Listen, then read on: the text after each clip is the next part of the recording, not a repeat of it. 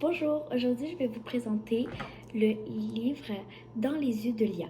Celui-ci est le tome 1, sorti en 2019. Il a été écrit par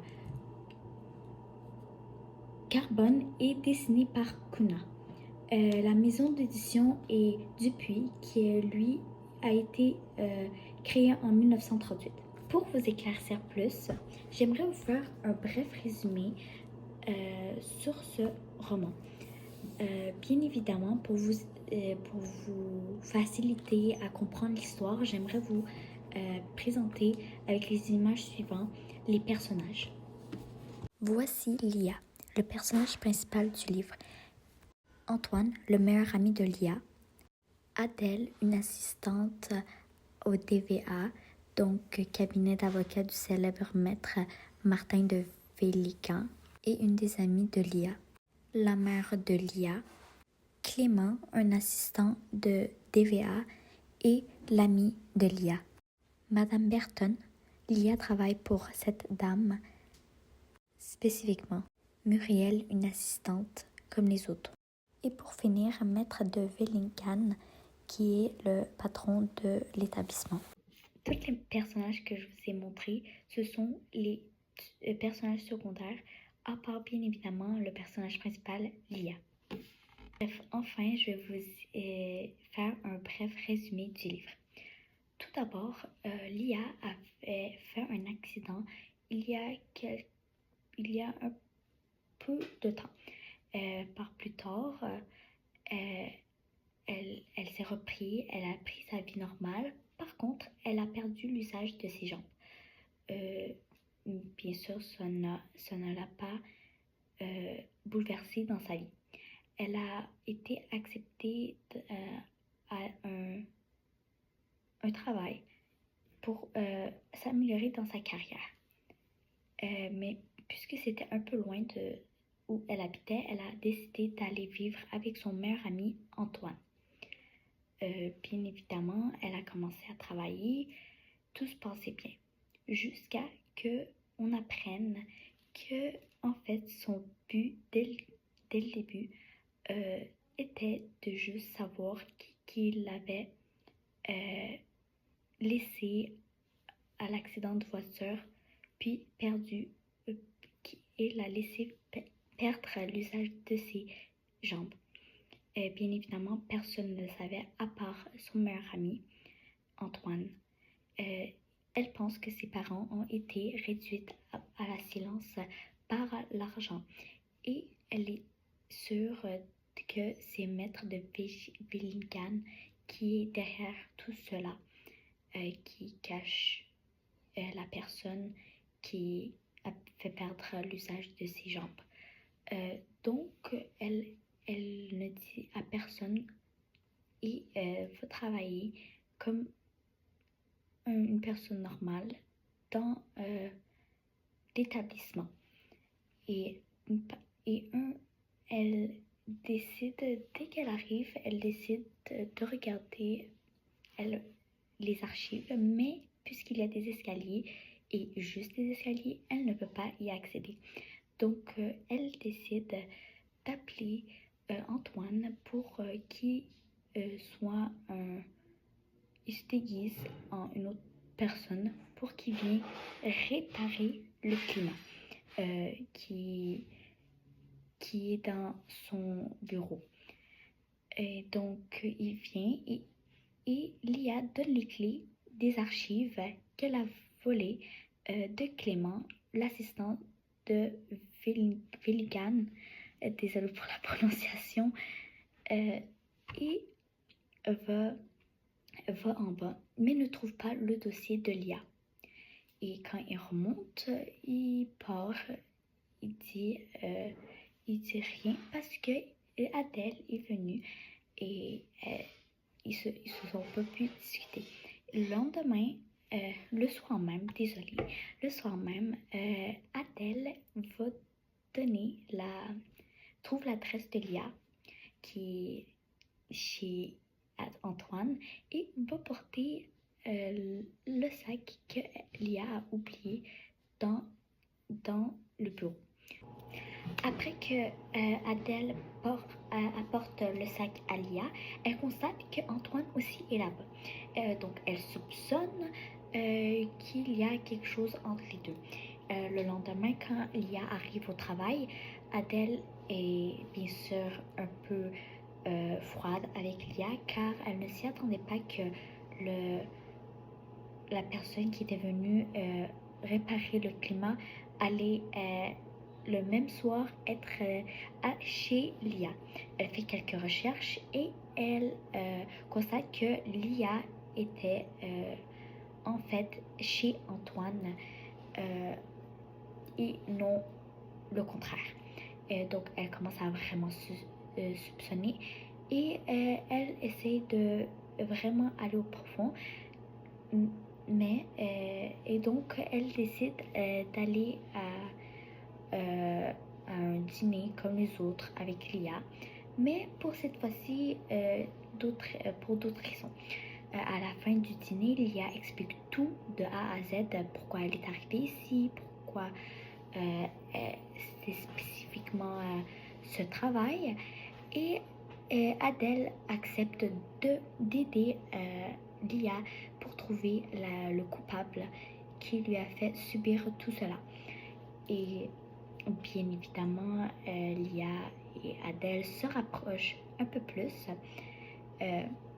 Plus tard, dans les jours à venir, Adèle fait quelques recherches comment rentrer dans la chambre de Villigan, car Adèle a aussi à chercher dans les archives, mais elle n'a pas trouvé d'informations aussi. Et donc, ils ont soupçonné qu'il était dans le bureau de Villigan. Donc, après avoir fait un plan de faire éloigner Muriel du comptoir, désolée, de la porte principale, car elle pouvait voir de tout là-bas, ils sont allés faire quelques recherches sur son ordinateur et ensuite Adèle est partie dans la chambre de Villigan pour chercher le dossier. Et bien évidemment, à la fin, elle l'a trouvé.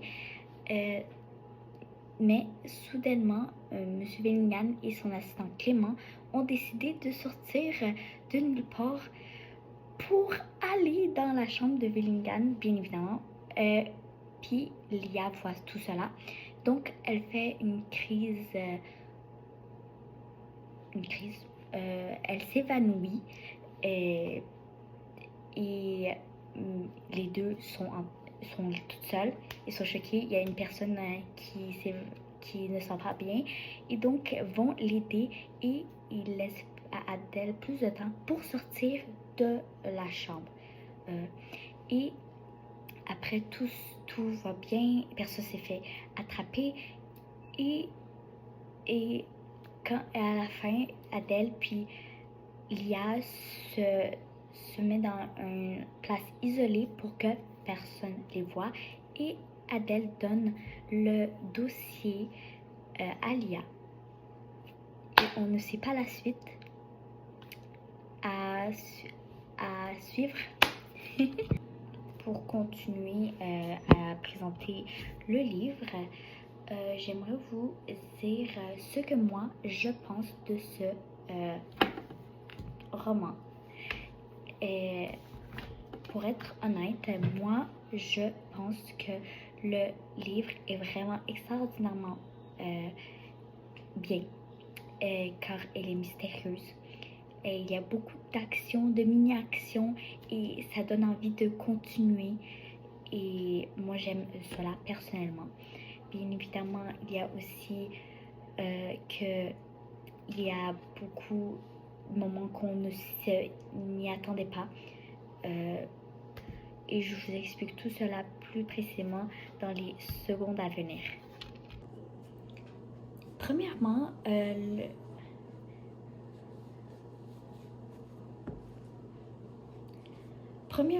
le premier Ok. Premier quoi? Premièrement, le premier événement. Je sais pas quoi dire. Premièrement, je trouve. Premièrement, premièrement, une des raisons que j'ai bien aimé le livre était parce qu'il y avait beaucoup de mystérieux moments. Comme par exemple, le moment où Lia était rentrée et que Adèle a su le plan de Lia. Est-ce qu'elle allait le dire ou pas? C'était intriguant. Ça m'a mis en choc. J'étais sans mots parce que j'ai été choquée que Lia avait dit directement sans hésiter. Bien sûr, elle a hésité un peu, mais pour une personne qu'elle connaît à peine, elle n'a pas vraiment hésité. Donc j'étais surpris et j'avais peur que Adèle dise à tout le monde que c'était quoi le but de Lia. Et après, j'ai été surpris qu'elle ne demande pas à ses parents. Et même si que ses parents étaient réduits à silence, elle pouvait au moins demander, parler pour savoir c'était qui, sans faire beaucoup de remarcations. Oui. Et ça m'a aussi choqué qu'elle prend autant de risques. J'ai bien aimé comment elle était courageuse.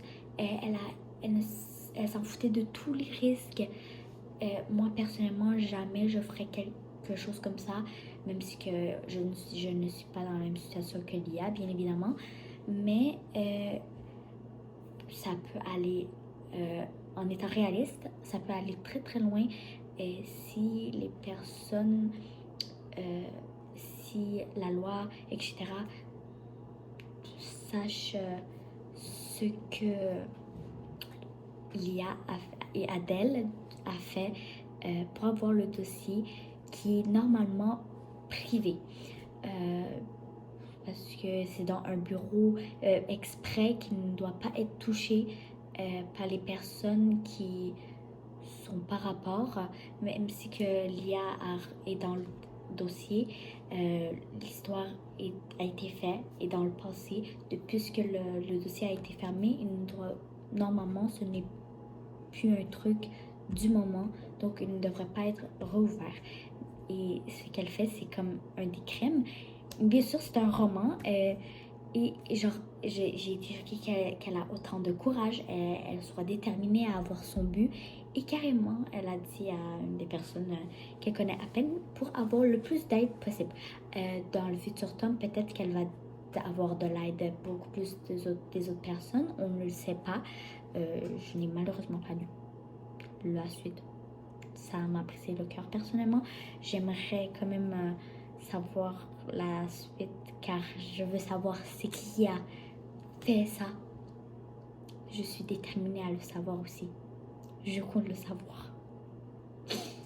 Ça m'a brisé le cœur de ne pas savoir. Par contre, la fin, car j'étais vraiment intriguée. Je voulais tout le temps savoir la suite. Personnellement, je l'ai fini en même pas 30 minutes. Carrément, j'étais concentrée. Et normalement, je ne fais pas ça. Ça, c'est mon personnel, bien évidemment. Le livre était bien. Des fois, j'avais des moments, bien évidemment, un peu... comment puis-je dire ça? Stupide, désolée pour mon langage.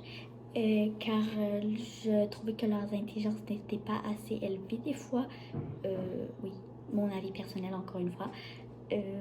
Mais c'est un livre, puis je trouvais qu'il y avait beaucoup d'événements, que c'était vraiment cool, que je n'aurais jamais personnellement imaginé la suite.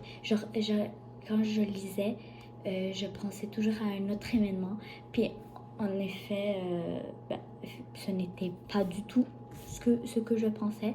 Bon, bien sûr, des fois, je devinais, mais pas tout le temps. Et ce qui était vraiment cool, parce que je ne savais pas la suite, et ça me donnait pouf, choc et choc. et j'ai vraiment aimé ça. Et je conseillerais ce livre aux personnes qui aiment bien l'intrigue, l'action, euh, les, les films, oh, wow, désolé, les livres un peu mystérieux, etc.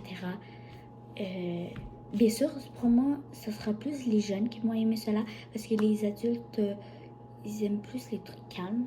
Bien sûr, pas tous les adultes, mais ce roman est, désolé, ce roman est vraiment fait plus pour les jeunes qui sont vraiment, vraiment à fond dans les trucs de mystérieux, action. Parce que même si vous aimez un peu quand même l'action, comme je connais quelques personnes qui sont pas vraiment aimées, mais qu'ils aiment d'autres types d'action, de livres d'action, et même, mais ils n'ont pas aimé malheureusement ce livre. C'était pas leur préféré. Moi, j'ai bien vraiment apprécié et j'aimerais continuer à suivre le livre. Ce que je dirais pour que les jeunes lisent ce livre, je dirais, donc je conseille de lire, aux gens de lire ce livre car c'est une fille euh, vraiment qui est forte, même si qu'elle a moins d'accès que plusieurs personnes et que tout le monde doit faire ça selon leur cas, euh, puis et que c'est vraiment mystérieux, ce qui fait que tout le monde peut rendre leur vie un peu plus amusant que un peu plus un peu plus sneaky. Euh, un peu plus cool, avec mystère pour arriver à leur but. Et personne ne doit savoir ça, à part si vous voulez vos plus proches, que vous faites confiance. Et ça, c'est un bon exemple selon moi, même si il faut faire un peu attention. Merci de m'avoir écouté et bonne journée. Bye bye.